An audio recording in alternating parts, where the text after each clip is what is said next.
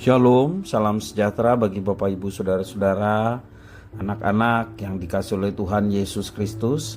Jumpa kembali bersama saya Pendeta Eka di dalam renungan firman Tuhan pada hari ini, hari Jumat 14 April 2023. Sukacita dan damai sejahtera dari Tuhan Yesus kiranya menyertai hidup kita sekalian. Puji nama Tuhan. Pembacaan firman Tuhan pada hari ini sampai pada pembacaan kitab Hosea pasal 14, yakni pasal yang terakhir dari kitab Hosea. Baiklah, sebelum kita akan merenungkan bagian firman Tuhan hari ini, kita akan berdoa terlebih dahulu. Tuhan Bapa di surga, di dalam Yesus Kristus, kami datang pada Tuhan mengucapkan syukur terima kasih buat pemeliharaan dan kasih-Mu yang sungguh nyata kami alami, juga atas firman Tuhan yang Kau berikan pada kami. Kami mau terus bertekun firman Tuhan, sehingga kami semakin mengenal pribadi Tuhan dan juga semakin mengenal kehendak Tuhan untuk kami laksanakan dalam hidup kami. Terima kasih Bapa, berfirmanlah atas kami sedia untuk pasang telinga hati kami untuk kebenaran firman-Mu. Engkau menolong kami untuk dapat mengerjakannya dalam hidup kami. Terpujilah nama-Mu, demi nama Tuhan Yesus kami berdoa. Haleluya, amin. Saya akan membacakan di dalam Hosea pasal yang ke-14 ayat 1 sampai 9. Demikian firman Tuhan. Bertobatlah hai Israel kepada Tuhan Allahmu, sebab engkau telah tergelincir karena kesalahanmu. Bawalah sertamu kata-kata penyesalan dan bertobatlah kepada Tuhan. Katakanlah kepadanya, ampunilah segala kesalahan sehingga kami mendapat yang baik. Maka kami akan mempersembahkan pengakuan kami. Asyur tidak dapat menyelamatkan kami. Kami tidak mau mengendarai kuda, dan kami tidak akan berkata lagi, ya Allah kami, kepada buatan tangan kami, karena Engkau menyayangi anak yatim. Aku akan memulihkan mereka dari penyelewengan. Aku akan mengasihi mereka dengan sukarela, sebab murkaku telah surut daripada mereka. Aku akan seperti embun bagi Israel, maka ia akan berbunga seperti bunga bakung, dan akan menjulurkan akar-akarnya seperti pohon hawar. Ranting-rantingnya akan merambak, semaraknya akan seperti pohon zaitun, dan berbau harum seperti yang di Libanon. Mereka akan kembali dan diam dalam naunganku dan tumbuh seperti gandum. Mereka akan berkembang seperti pohon anggur yang termasyur seperti anggur Libanon. Efraim, apakah lagi sangkut pautku dengan berhala-berhala?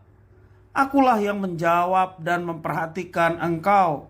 Aku ini seperti pohon sanobar yang menghijau, daripadaku engkau mendapat buah. Siapa yang bijaksana, biarlah ia memahami semuanya ini. Siapa yang paham, biarlah ia mengetahuinya. Sebab jalan-jalan Tuhan adalah lurus, dan orang benar menempuhnya, tetapi pemberontak tergelincir di situ.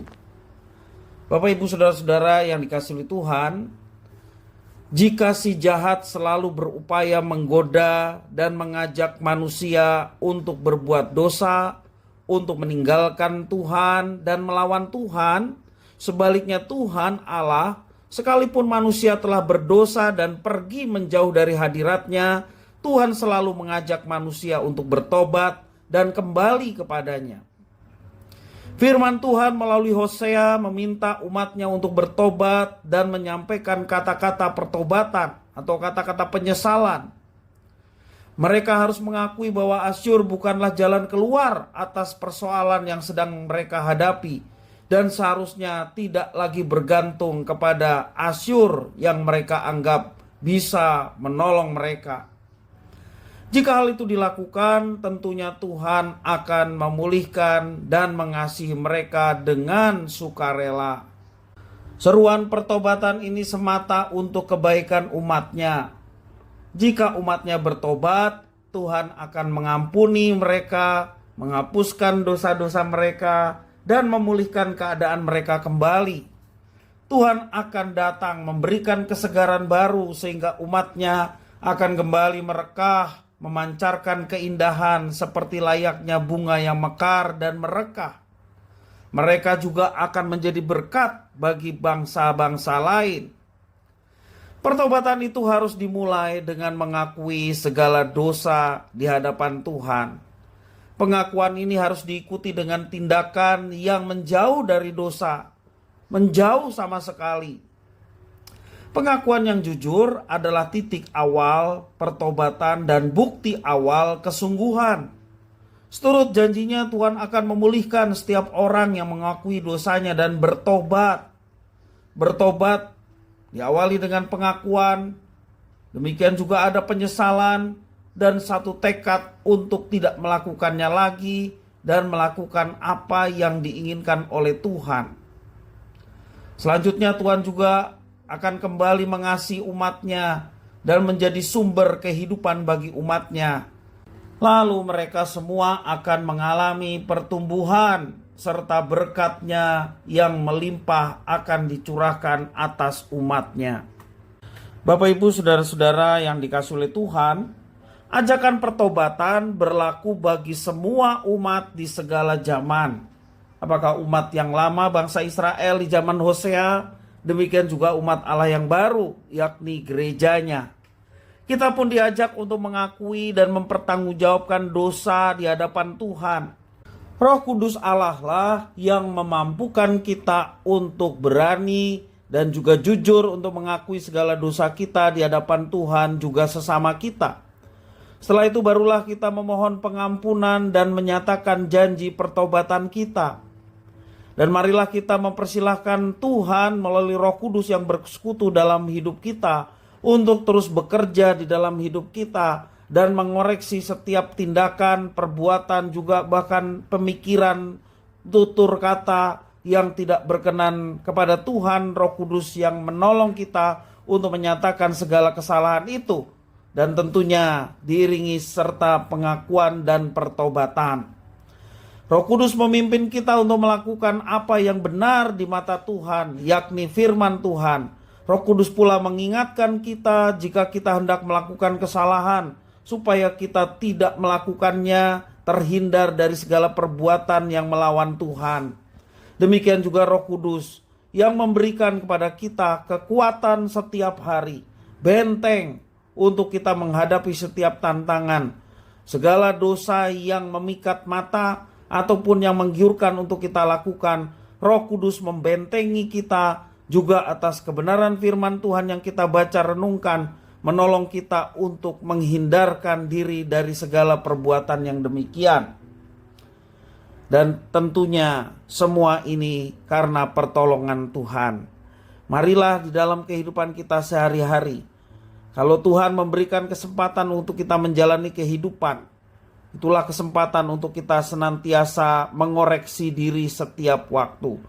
Ketika ada perbuatan yang berdosa, segala sesuatu yang melawan Allah, sesegera mungkin kita datang pada Tuhan, memohon pengampunan dan bertobat. Jangan kita terus larut di dalamnya. Mana tahu kesempatan itu habis dan kita tidak bisa datang pada Tuhan dan bertobat kepadanya. Sekali lagi, selagi kita masih hidup, itulah kesempatan yang Tuhan berikan kepada kita untuk terus koreksi diri. Ketika kita melakukan salah, bertobatlah. Ketika kita sadar bahwa apa yang harus kita lakukan harus seturut dengan kehendak Tuhan, maka lakukanlah itu dengan setia. Tuhan menyertai, memimpin, dan memberkati umatnya yang mau menerima ajakan bertobat dan melakukan apa yang dikehendakinya. Kiranya firman Tuhan memberkati kita sekalian. Mari kita berdoa. Terima kasih Tuhan atas firman-Mu. Biarlah Engkau menolong kami untuk kami menjadi pelaku firman, ajakan pertobatan di dalam kehidupan kami. Kesempatan yang Tuhan berikan untuk kami meninggalkan dosa dan berbalik kepada Tuhan.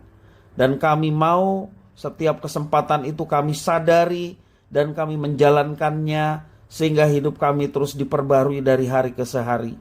Terima kasih ya Tuhan atas firman-Mu. Mampukan kami melaksanakannya demi nama Tuhan Yesus Kristus, Tuhan dan Juru Selamat. Doa ini kami naikkan. Haleluya. Amin.